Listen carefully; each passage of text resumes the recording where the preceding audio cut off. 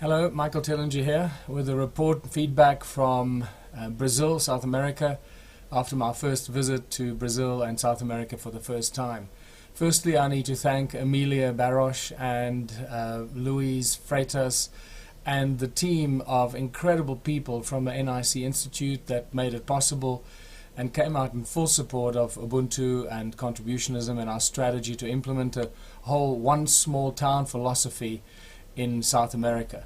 And I could never have imagined or predicted what we would achieve in only 11 days. Actually, it was less than 11 days because I was with Emilia and Louise and their team for probably only about a week. So let me give you a sense of what has happened, because it's really very difficult to unpack everything in great detail because there is simply so much that happened in that short space of time.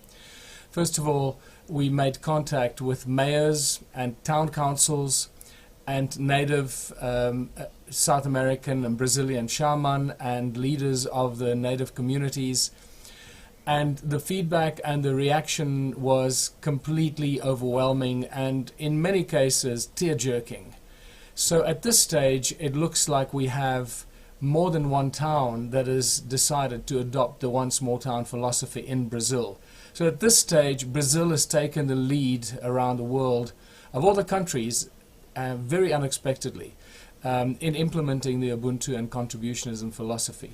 And this is just a great indication to show how the consciousness spreads and how what we do in one area permeates throughout the world and affects people in areas that we're not even aware of. So at this stage we have the town of Rio Acima, a town of between 7,000 and 10,000 people. I'm not sure exactly of the exact population at this stage. After doing a presentation to the mayor and then also the council of the mayor in the morning, and then doing a full workshop later that day in the afternoon in the town of Rio Acima, they took a decision virtually immediately to start implementing the one small town plan of action.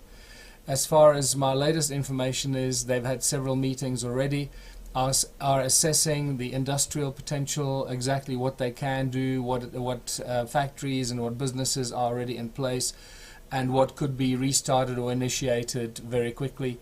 They're looking at the supply of their own electricity. The town engineer of Rio Acima actually told me it would be very easy to supply the town with their own source of electricity. So that is fantastic news. One of the other councillors was really interesting. At one moment during our discussion over breakfast, he looked up and said, "Well, if we get to the stage, it means we no longer need money."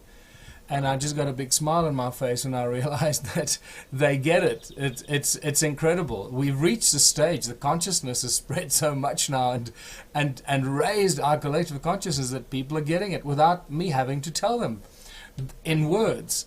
So that is the latest. The town mayor and the town council are taking the necessary steps to put all the pieces of the puzzle together so that in 2017 we will identify the businesses and the community projects that are most feasible that we will start. We will then look at the funding behind it that is necessary. We'll look at the potential of the people in the town. What kind of talents and skills they have. Do they have engineers and rocket scientists that are working at McDonald's and so forth? Because that's what capitalism has done to the people of the world, to our natural talents and abilities. And then put this whole plan together and start implementing it. The next incredible thing that happened is with a native Brazilian shaman that came to see me in Sao Paulo and really bonded and connected with me, Akaye, who is a very well-connected South American shaman with the native people of South America, has influence in several of the towns and villages right in the heart of Brazil, in the rainforest, in the jungle, and has already committed at least one up to maybe 3 or 4 of the towns and communities in that area to take on and implement the one small town strategy. So that is just something that nobody could have predicted before I left for Brazil.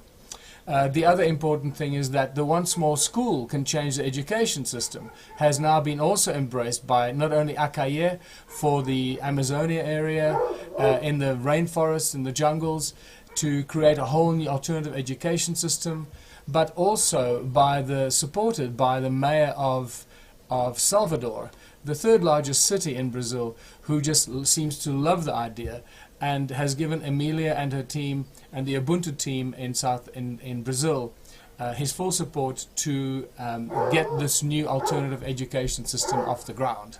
We also visited the islands of Ilha de Maria. I'm pronouncing it incorrectly at this stage. Ilha de Maria, and met with the community leaders and the youth leaders, the health sector leaders, and the education leaders on the main island. The feedback from the people was that, you know, the same feedback that I get wherever I go. Everyone lives in misery. People are just have no hope for the future. They don't know what to do, how to fix things, how to improve their lives. It is a miserable situation, pretty much no matter where you go. After sharing our philosophy with them, it was a deeply emotional experience, because you could see the hope and the change of attitude in these people's minds. We're dealing with the largest African descendant community in Brazil, in the town or around the city of Salvador, and this is the third largest city in Brazil. So immediately after our meeting with these community leaders on the island, they immediately embraced the philosophy, started phoning the leaders of the other 8 islands, there are 9 islands in this group, and started putting together a plan to start identifying the skills, the abilities, the projects that can be put together on that island to start changing things and start creating the contributionist philosophy and implementing it on those islands. We had with us on that trip 4 representatives of the mayor of Salvador, from the mayor's office, that were in full support of what we are doing on those islands, in education, in the community development, the projects, and everything we need has been promised to us by the mayor to make these things a reality. So this is a shift that nobody could have predicted, that we would actually get such support from the existing municipality and the existing authorities, which in most other countries are definitely not forthcoming, and specifically in South Africa. So this is an unbelievable breakthrough that none of us could have expected. I am just completely over the moon. I must tell you, I don't even know what to do with my emotions about this, because it happened so quickly.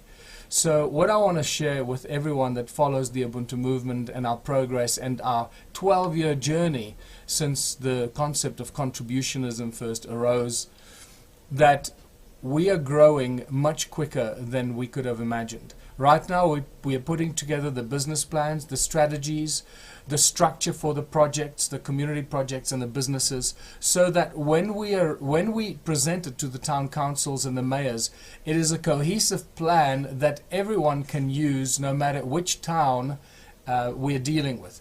In essence, we are building a blueprint and a franchise document, if one can use that word, that we can share with any small town or council or mayor to implement based on their specific needs in their area or their town, based on the size, the number of people, and the projects and the businesses that they plan to implement.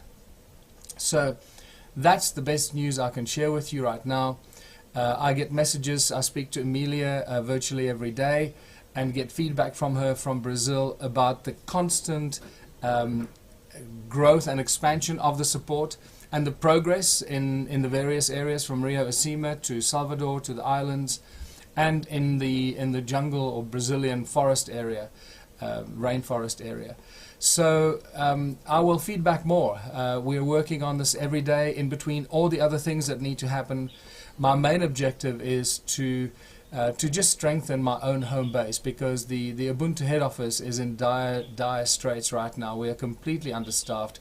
I'm struggling to keep my head above water with this unimaginable, unexpected growth. So what I need to say to everyone that's been supporting and following the Ubuntu movement, please go online and make a donation. Make a small monthly contribution. As we grow, the financial demands on the head office and on myself are becoming unbearable. and it's becoming very difficult to survive and carry on from month to month. So I urge you, if you support the Ubuntu movement and what we are doing, what we've done, the road and the path that we traveled to get to this point, to change the world, I urge you, go online and support us so we can carry on doing this, so I can carry on doing this, and I don't have to start worrying about selling more books or doing tours and presentations to earn money to keep growing the Ubuntu movement, because that's ultimately how we've been funding this, through my book sales and my personal presentations that I do. That money has been funding the Ubuntu movement. So we are making great strides, we're growing unexpectedly, and remember that it is going to take money to do this. We cannot do this without money. And this is why people are starting to wake up and find a weird sense of comfort and joy, in the sense that when I start explaining to people that the tools of enslavement, which is money, politics, and the current regimes that enslave us, the systems, that we're going to use the systems that enslave us as tools of liberation. The tools of enslavement are becoming the tools of liberation. Money, politics, and the separation of our communities are going to become the tools that actually help us come together and create platforms for very, very soon to become communities of unimaginable abundance and prosperity. So keep in mind, we're going to use money and the current systems to create a new alternative solution. We are creating a new reality and a new solution, a new system in which money is no longer necessary. And we're doing this without any opposition, conflict, violence, resistance. We're doing this in a completely different way from the kinds of opposition and resistance and uprisings that we've seen over the years. They have achieved absolutely nothing. The system and the situation is getting worse and worse. And by simply creating this new alternative, the new system, the new social structure, we are building something that will make the existing system redundant and completely useless. If we build it, they will come. Keep that in mind. And also keep reminding yourself that we are the ones we've been waiting for. We are the people involved in this movement and the other movements that are moving in the same direction. We need to all support each other. We need to start implementing this contributionism strategy and philosophy to support each other and start working together in cooperation and collaboration, and stop working in division and in competition to each other. We don't all have to unite to work together, but we can certainly support each other and give each other moral support so that we all work towards the same common purpose and the liberation of humanity and creating this new beautiful utopian world of prosperity and abundance. So that's my report from Brazil. I cannot tell you how excited I am, and 2017 is certainly going to be one of the most exciting years we have had in the Ubuntu movement since its inception in 2005. Thank you for watching, and I'll feed back more as soon as I have some more exciting news to share with you. Until later, bye for now.